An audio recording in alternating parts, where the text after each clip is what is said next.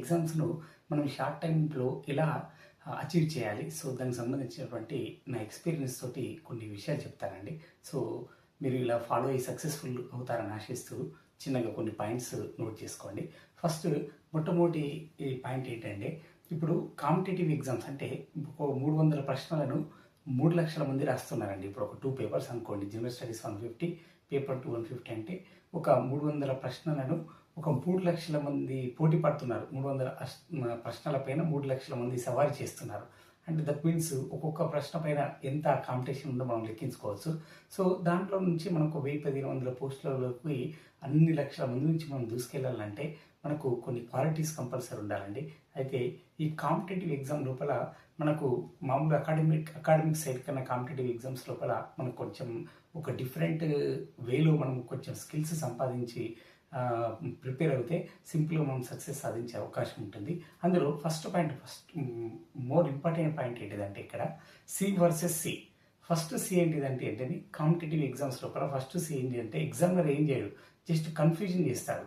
అంటే మనం చదివింది ఏదైతే విషయం ఉంటుందో అందరం చదువుతాము, అందరం జ్ఞాపకం పెట్టుకుంటాము. కానీ దాన్ని ఏం చేస్తారంటే ప్రశ్న రూపంలో మనం జస్ట్ కన్ఫ్యూజ్ చేస్తాడు. సో ఆ కన్ఫ్యూజన్ను సి వర్సెస్ సి, మొదటి సి ఏంటిదంటే కన్ఫ్యూజన్. సి వర్సెస్ సి దేనికి మరి ఆ కన్ఫ్యూజన్ దేంతో పొడగొట్టచ్చు అంటే సర్టెనిటీ తోటి పొడగొచ్చు అండి. అంటే నువ్వు చదువుకున్న విషయాన్ని ఖచ్చితత్వంతో నువ్వు చదువుకున్నటువంటి ఏదైతే విషయం ఉంటుందో అది 100% కరెక్ట్ నువ్వు చదువుతున్నది. సో దాన్ని ఖచ్చితత్వంగా చదువుతున్నావా లేదా అనేటువంటిదే ఎగ్జామినర్ మనల్ని చూస్తుంటాడు. ఉదాహరణకు మీరు recent general studies questions papers చాలా చేస్తూ ఉంటే మనకు బౌద్ధ మతానికి సంబంధించినటువంటి వాటిలో చైత్యము రీసెంట్ గ్రూప్ 1 ఫిలిమ్స్లో కానీ చైత్యం అనగానే ఏమని అడిగారు. మామూలుగా చైత్యాలు, స్తూపాలు, విహారాలు, ఆరామాలు ఒక 4-5 ఎలిమెంట్స్ అక్కడ ఉంటాయి.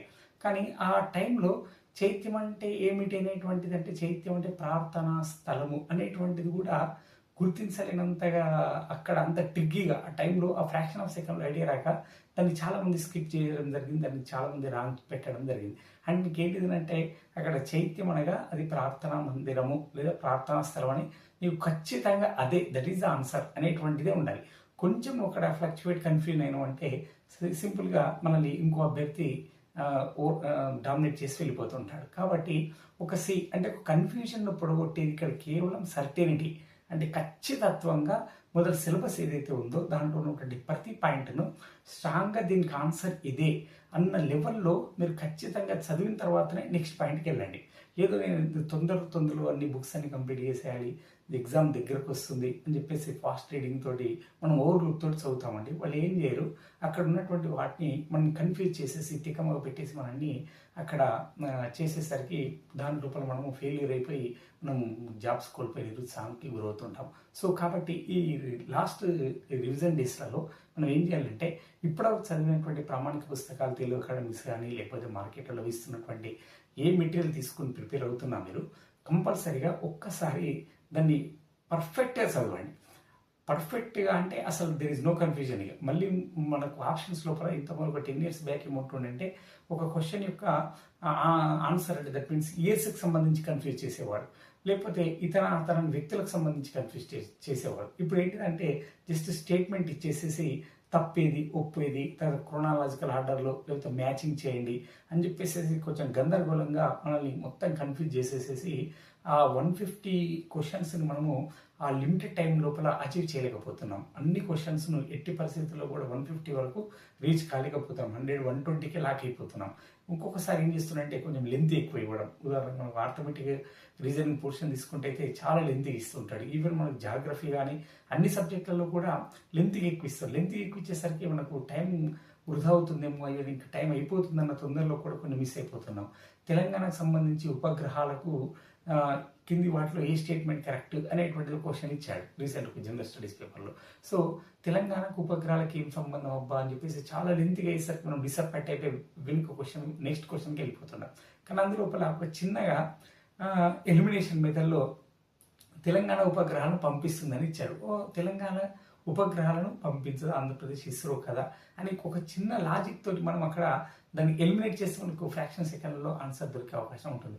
ఇలా ఫస్ట్ ఏం చేయండి అంటే మీ లాస్ట్ డేస్ లోపల ఇప్పటివరకు అయితే చదివారో అది కంపల్సరీగా కాన్ఫిడెంట్గా ఖచ్చితత్వంగా దానికి ఆన్సర్ ఇదే అని పర్ఫెక్ట్ మీరు చదవండి. అది first more important. Very very very important. కన్ఫ్యూజన్కు తావు లేకుండా దానికి ఆన్సర్ ఇదే అన్న లెవెల్లో మీరు ఖచ్చితత్వంతో చదవండి.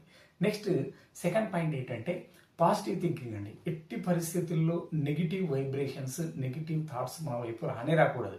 అంటిల్ ది ఎగ్జామ్ ఓవర్ అయిపోయేంత వరకు కూడా నెగిటివ్ వైబ్రేషన్స్, అసలు నెగిటివ్ వైబ్రేషన్స్ అంటే ఏంటి, నెగిటివ్ థాట్స్ అంటే ఏంటిదంటే, ఉదాహరణ మనం సిలబస్ అంతా కంప్లీట్ చేస్తుంటాం. అందులోపల చాలా ఏరియాస్ ఉంటాయి. కొన్ని ఏరియాస్ మనము టచ్ చేయనటువంటి, కొన్ని పుస్తకాలను చూడనటువంటి పుస్తకాలు ఉంటాయి. జాగ్రఫీ కానీ, ఇప్పుడు జనరల్ స్టడీస్ తీసుకుంటే ఒక 10-11 కంపోనెంట్స్ ఉంటాయి. సో అందులో మనం చదివిన ఏరియా ఏదైతే ఉందో అది మనల్ని బాగా ఇబ్బంది పెడుతూ ఉంటుంది. అయ్యో ఇది ఇంకా రివిజన్ చేయలే కదా, ఇది ఇంకా బుక్కే ఓపెన్ చేయలేదు, ఇందులో నుంచి ప్రశ్న వస్తే నేను ఎలా రాయాలి అనేటువంటి మనము కొంచెం ఆ నెగిటివ్, అంటే అప్పటి వరకు ఉన్నటువంటి నువ్వు 9 కాంపోనెంట్స్ 9 సబ్జెక్టులలో నువ్వు ఎంత మాస్టర్ అయినప్పటికీ కూడా ఆ 10ది ఏదైతే చదవలేదో దాన్ని మనల్ని బాగా డిస్టర్బ్ చేస్తుంటాయి. అంటే 90% నువ్వు సక్సెసివ్ మెథడ్లో 90% సిలబస్ చదివినా కానీ 10% ఏదైతే చదవలేవో అది మనల్ని బాగా డిసప్పాయింట్, అంటే ఈ టైంలో మనల్ని నెగిటివ్ థాటింగ్ తీసుకెళ్తుంది. ఉదాహరణకి ఈనాడు పేపర్లో మనము జనరల్ స్టడీకి సంబంధించింది ఏదో ఆర్టికల్ ఓపెన్ చేయగానే విమాన రెక్కలు ఏ సూత్రంపై ఆధారపడి పనిచేస్తాయని వస్తుంది. ఆర్కిమిడీస్ సూత్రమా, పాస్కల్ సూత్రమా, బెర్నౌలీ సిద్ధాంతమా, ఇవన్నీ అయ్యేసరికి అయ్యో నేను ఇప్పటివరకు కూడా ఫిజిక్స్ చదవలేదు, ఈ ప్రశ్న వస్తే ఎలా అని చెప్పేసి మనం వెంటనే నెగిటివ్ థాట్లోకి వెళ్ళిపోసేసి ఈ 90% అప్లో ఉన్నటువంటి వాళ్ళని ఒక్కసారి 10%